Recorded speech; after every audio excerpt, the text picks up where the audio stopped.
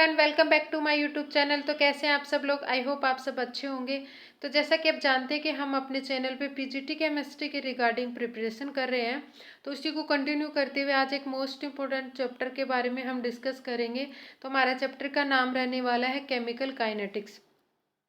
तो चलिए वीडियो को स्टार्ट करते हैं। तो सबसे पहले देखते हैं केमिकल काइनेटिक्स हमारी हेल्प करता है कि कोई भी केमिकल रिएक्शन जो है वो किस तरह से हो रही है, उसको समझने के लिए, उसको अंडरस्टैंड करने के लिए हमारी हेल्प करता है केमिकल काइनेटिक्स। सबसे पहले हम देखेंगे कि जो हमारा केमिकल काइनेटिक्स है उसमें हम देख रहे हैं दो वर्ड्स दे रखे हैं, एक है केमिकल और एक है हमारा काइनेटिक्स। दोनों का अलग अलग मतलब बनता है। केमिकल का मतलब यहाँ पे क्या है कि कोई भी केमिकल रिएक्शन, और काइनेटिक्स का मतलब होता है कि मूवमेंट, यानी किसी भी केमिकल रिएक्शन में कैसे मूवमेंट हो रहा है, वो किस तरह से रिएक्शन जो है वो कंप्लीट हो रही है, कन्वर्जन उसमें किस तरह से हो रहा है। तो वही हम देखते हैं केमिकल काइनेटिक्स में। तो केमिकल काइनेटिक्स का मीनिंग क्या हो जाएगा? किसी भी केमिकल रिएक्शन का मूवमेंट, या फिर उसकी स्पीड हम बोल सकते हैं, या फिर रेट ऑफ रिएक्शन बोल सकते हैं। तो जब भी हम कोई केमिकल रिएक्शन या केमिकल कन्वर्जन करवाते हैं तो उसमें हम कुछ पॉइंट जो है, जो सबसे पहले हम देखते हैं, सबसे पहले हम फाइंड आउट करने की कोशिश करते हैं। तो वो पॉइंट कौन कौन से हैं उनके बारे में हम यहाँ पे डिस्कस करेंगे। तो पहला पॉइंट रहेगा हमारा the feasibility of chemical reaction which can be predict by the thermodynamics. यानी जो भी हमारी रिएक्शन है वो फिजिबल है या फिर नहीं, ये हमें बताती है थर्मोडाइनमिक्स। फेजिबिलिटी का मतलब क्या होता है कि जो भी रिएक्शन है, जो कन्वर्जन हम कर रहे हैं, रिएक्टेंट से प्रोडक्ट में कन्वर्ट कर रहे हैं, तो क्या वो रिएक्शन एक्चुअल में हो सकती है या फिर नहीं हो सकती, वो कन्वर्जन पॉसिबल भी है या फिर नहीं है। तो ये हमें प्रेडिक्ट करता है थर्मोडाइनेमिक्स। तो उसका मतलब होता है फेजिबिलिटी, यानी हमारी रिएक्शन हो रही है या फिर नहीं हो रही, कन्वर्जन पॉसिबल है भी या फिर नहीं, तो उसको हम बोल देते हैं फेजिबिलिटी। अब यहाँ पे थर्मोडाइनेमिक्स हमें क्या बताता है? कुछ कंडीशंस होती है, जैसे डेल्टा जी है। डेल्टा जी की वैल्यू अगर नेगेटिव है at constant temperature and pressure, तो वहाँ पे हमारी रिएक्शन क्या होती है? फेजिबल है। और स्पॉन्टेनियस रिएक्शन हम उसको बोलते हैं।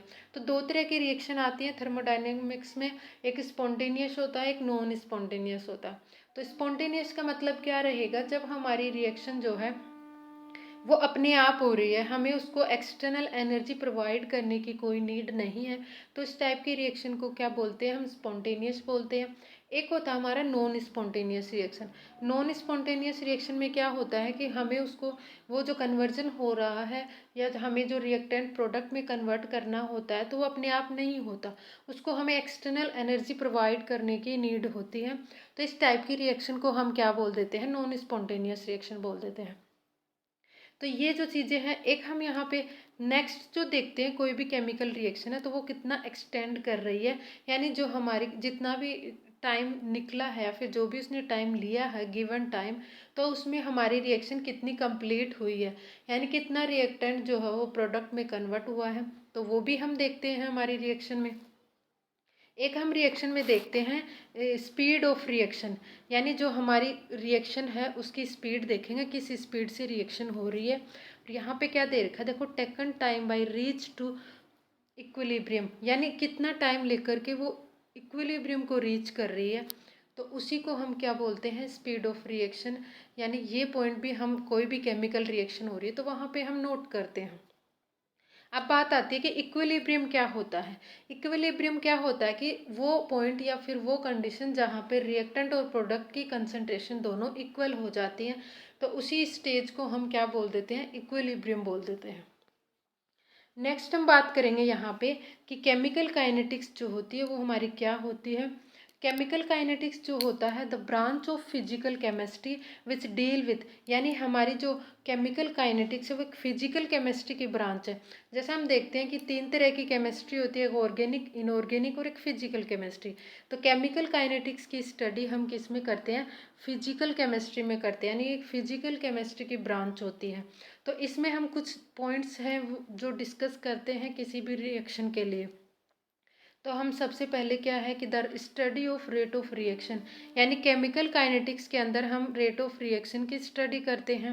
दूसरा यहाँ पे हम देखते हैं उसका मैकेनिज्म, यानी जो भी रिएक्शन हो रही है वो किस मैकेनिज्म के थ्रू हो रही है, तो वो हम यहाँ पे देखते हैं। तो यहाँ पे जो ऑर्गेनिक केमिस्ट्री में मैकेनिज्म देखते हैं वो मैकेनिज्म नहीं आएगी। यहाँ स्पीड जो होती है उसी की रिस्पेक्ट में हम यहाँ पे उसकी मैकेनिज्म देखते हैं।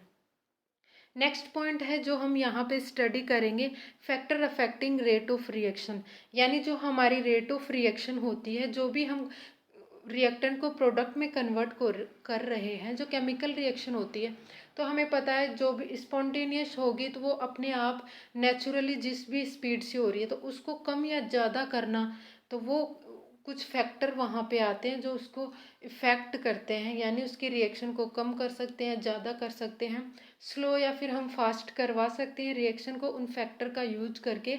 तो उन फैक्टर की स्टडी भी हम इस चैप्टर में या फिर केमिकल काइनेटिक्स के अंदर करते हैं कि कौन कौन से फैक्टर होते हैं जो हमारी केमिकल रिएक्शन की रेट को इफ़ेक्ट करते हैं। जैसे हमारा टेम्परेचर, प्रेशर, कंसंट्रेशन और यहाँ पे कैटालिस्ट का भी हम यूज करते हैं। तो ये सब की स्टडी हम करते हैं केमिकल काइनेटिक्स में।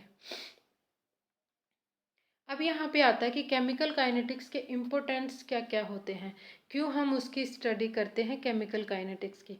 तो एक तो यहाँ पे दे रखा है कि इंडस्ट्रियल पॉइंट ऑफ व्यू, यानी जो इंडस्ट्रीज होती है हमें पता है वहाँ पे अलग अलग टाइप की प्रोडक्ट बनाए जाते हैं, तो वो प्रोडक्ट जो बनाए जाते हैं वो किसी न किसी केमिकल रिएक्शन से बनाए जाते हैं। तो वहाँ पे हमें समझना ज़रूरी होता है कि किस तरह से केमिकल काइनेटिक्स जो है वो काम करता है, फिर किस तरह से हमारी रिएक्शन जो है वो हो रही है, उसको अंडरस्टैंड करना हमें ज़रूरी है। उसी के लिए हम क्या करते हैं, केमिकल काइनेटिक्स की स्टडी करते हैं। यानी क्या होता है कि जब भी हम इंडस्ट्री में कुछ प्रोडक्ट बना रहे हैं तो हमें क्या होता है कि कुछ प्रोडक्ट तो हम क्या चाहते हैं कि वो क्विकली बन जाए, और कुछ प्रोडक्ट हम चाहते हैं कि वो आराम से धीरे धीरे बने, उसको स्लो डाउन कर देते हैं हम रेट ऑफ रिएक्शन को। तो इस तरह से हम अपनी नीड के अकॉर्डिंग जो रेट ऑफ रिएक्शन होती है उसको हम चेंज कर पाएँ, चेंज कर सकते हैं। तो इन सब को समझने के लिए हम क्या करते हैं, केमिकल काइनेटिक्स की स्टडी करते हैं। यानी इंडस्ट्रियल बेनिफिट के लिए हम क्या करते हैं, वहाँ पे स्टडी करी जाती है, और भी बहुत सारे रीजन्स होते हैं जो हम इसमें पढ़ते हैं। नेक्स्ट हम बात करेंगे thermodynamics tells about feasibility of reaction, यानी यहाँ पे हम दो चीज़ों के कंपैरिजन करेंगे, थर्मोडाइनमिक्स और एक केमिकल काइनेटिक्स। तो थर्मोडाइनमिक्स हमें बताता है कि हमारी रिएक्शन क्या है, फिजिबल है या फिर नहीं, लेकिन जो हमारा काइनेटिक्स होता है ना, केमिकल काइनेटिक्स होता है, वो हमें बताता है स्पीड ऑफ रिएक्शन, यानी जो भी रिएक्शन हो रही है वो कितनी स्पीड से रिएक्शन हो रही है, तो उसकी स्टडी हम करते हैं केमिकल काइनेटिक्स के अंदर। जैसे यहाँ पे एग्जांपल ले सकते हैं हम, डायमंड जो होता है सेल कन्वर्ट टू ग्रेफाइट, यानी थर्मोडायनेमिक्स ने हमें ये बता दिया कि ये जो कन्वर्जन है डायमंड टू ग्रेफाइट वो पॉसिबल है, इतना उसने बता दिया। लेकिन जब रियलिटी हम देखते हैं तो ये कन्वर्जन क्या होता है, बहुत ज़्यादा स्लो होता है, इसको चेंज होने में लगभग लाखों साल लग जाते हैं। तो इस तरह की रिएक्शन को कौन स्टडी करेगा। तो जो ये तो हमारा है कि डायमंड जो है वो कन्वर्ट तो हो सकता है, लेकिन वो कन्वर्ट होने में इतना स्लो रिएक्शन होती है कि लाखों साल लग जाते हैं। तो इस टाइप की रिएक्शन की स्टडी कोई नहीं करता, इतना वेट कौन करेगा।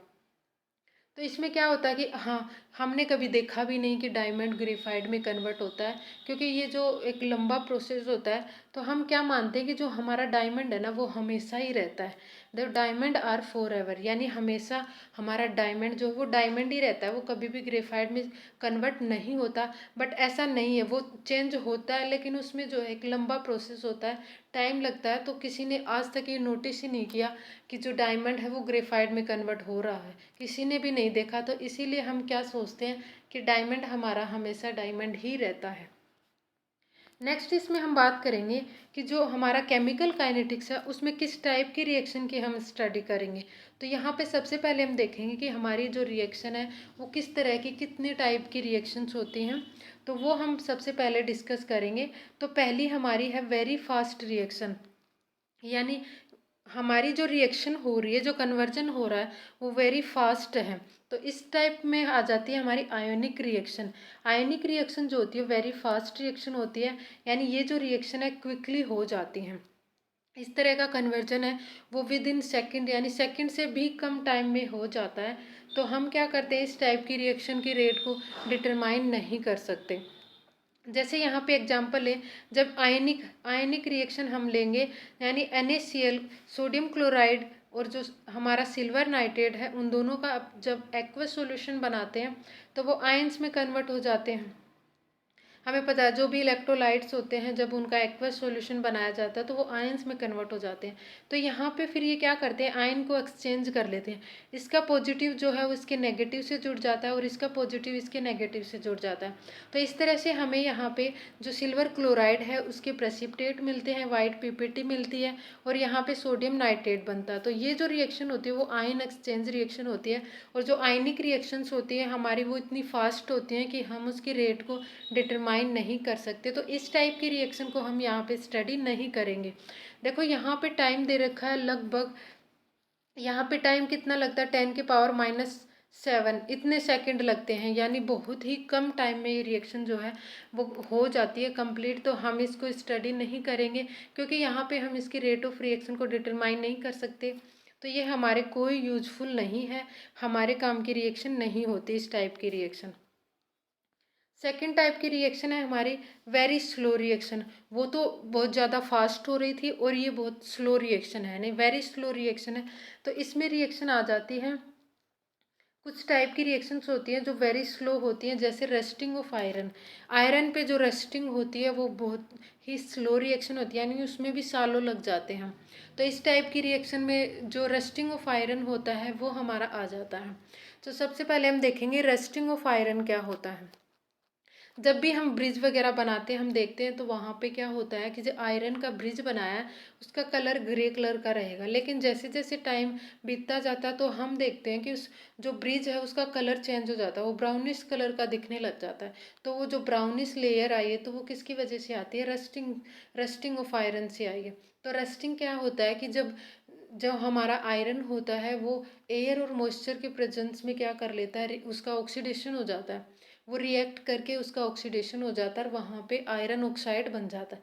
अब जो आयरन ऑक्साइड बनता है ना उसका कलर होता है ब्राउन कलर का, और उसी की वजह से वहाँ पे हमें ब्राउन कलर की एक लेयर दिखने लग जाती है। रस्टिंग ऑफ आयरन क्या करता है, वहाँ पे हमारे आयरन को या जो ब्रिज वगैरह बनाया ना उसको ख़राब भी करता है, उसको कमज़ोर कर देता है धीरे धीरे। तो हम उसको प्रोटेक्ट करते हैं, जैसे हम प्राइमर वगैरह यूज करते हैं, पेंट वगैरह करके वहाँ पे हम उसको प्रोटेक्ट भी कर सकते हैं। गैल्वेनाइजेशन करवाते हैं, जिंक का उसके ऊपर लेयर चढ़ा दिया जाता है, तो उससे भी हम क्या कर सकते हैं, उसको रस्टिंग से बचा सकते हैं। तो इसमें हमारा आ जाएगा rusting of iron. Next type की हमारी रिएक्शन होगी मॉडरेट स्पीड रिएक्शन, यानी वो रिएक्शन जिसकी जो स्पीड है ना तो ज़्यादा फास्ट है और ना ही वेरी स्लो है। तो इस टाइप की जो रिएक्शन आ जाती है वो हमारी मॉडरेट स्पीड रिएक्शन में आ जाती हैं। तो यहाँ पे देखो, this kind of reactions are molecular reaction having covalent bond, यानी इसमें जो रिएक्शन आएंगी वो हमारी मोलिकुलर रिएक्शन होती हैं जो हम पढ़ते हैं ऑर्गेनिक केमिस्ट्री में, या फिर जो भी हम रिएक्शन स्टडी करते हैं तो वो होती हैं मोलिकुलर रिएक्शंस। इसमें क्या होता है, कोवेलेंट बॉन्ड का फॉर्मेशन होता है, यानी रिएक्टेंट के कोवेलेंट बॉन्ड ब्रेक होते हैं, प्रोडक्ट में कोवेलेंट बॉन्ड जो है वो नए उनमें फॉर्मेशन होता है। तो ये जो रिएक्शंस होती हैं वो ज़्यादा टाइम नहीं लेती, मतलब कुछ घंटों में कन्वर्ट हो जाती हैं। तो इस टाइप की रिएक्शन को हम मॉडरेट स्पीड रिएक्शन बोलते हैं। इसमें हम एग्जांपल देखते हैं तो इन्वर्जन ऑफ कैन शुगर, जो कैन शुगर होता है, सुक्रोज जो होता है उसको हम कन्वर्ट करते हैं ग्लूकोज और फ्रक्टोज में। तो जो ग्लूकोज और फ्रक्टोज में इसका कन्वर्जन होता है वो जल्दी हो जाता है, यानी मॉडरेट टाइम में होता है। उस टाइम को हम क्या कर सकते हैं, कैलकुलेट कर सकते हैं। एक आता है हमारा हाइड्रोलिसिस ऑफ स्टार्च। जब स्टार्च का हाइड्रोलिसिस करवाते हैं तो वो भी मॉडरेट स्पीड रिएक्शन हो जाती है हमारी। और एक होता है फॉर्मेशन ऑफ अमोनिया। जब अमोनिया का फॉर्मेशन करते हैं, हमें पता है इंडस्ट्री में भी अमोनिया बनाया जाता है, अमोनिया के बहुत सारे यूज होते हैं। तो अमोनिया जो है, अमोनिया बनता है तो वो जो प्रोसेस आती है हमारी, तो मॉडरेट स्पीड रिएक्शन में आती है, क्योंकि उसमें ज़्यादा टाइम नहीं लगता, कुछ घंटों में वो कन्वर्ट हो जाता है। तो हम उसको आसानी से रिएक्शन को करवा सकते हैं और उसकी रेट ऑफ रिएक्शन को हम स्टडी भी कर सकते हैं।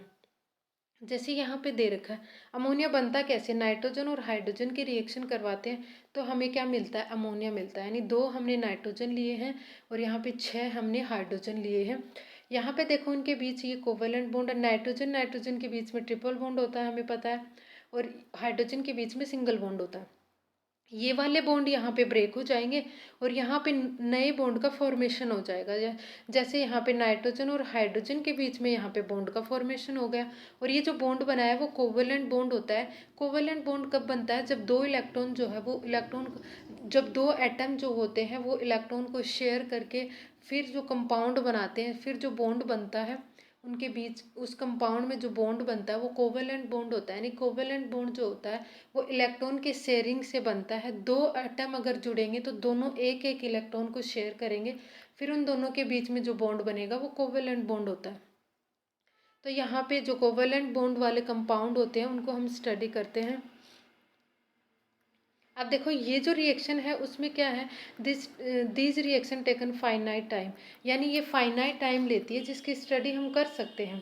तो इस टाइप की जो रिएक्शन होती हैं उनकी हम यहाँ पे स्टडी करते हैं। तो जो केमिकल काइनेटिक्स होती है उसमें हम ज़्यादातर स्टडी करेंगे, उस रिएक्शन की स्टडी करेंगे जो मॉडरेट स्पीड रिएक्शन होती है, यानी उसका जो टाइम होता है वो ना तो ज़्यादा स्लो हो रहा है और ना ही ज़्यादा फास्ट हो रही है, वो रिएक्शन कम टाइम में कंप्लीट हो रही है, ताकि हम उसकी क्या कर सके, उसकी रेट ऑफ रिएक्शन को स्टडी कर सके। तो इस टाइप की रिएक्शन को ही केमिकल काइनेटिक्स में स्टडी करी जाती है। तो आज का वीडियो हमारा यहीं तक रहेगा। आई होप आपको टॉपिक समझ में आया होगा। वीडियो अगर पसंद आया तो वीडियो को लाइक करें, चैनल को सब्सक्राइब करें। Thank you for watching my channel.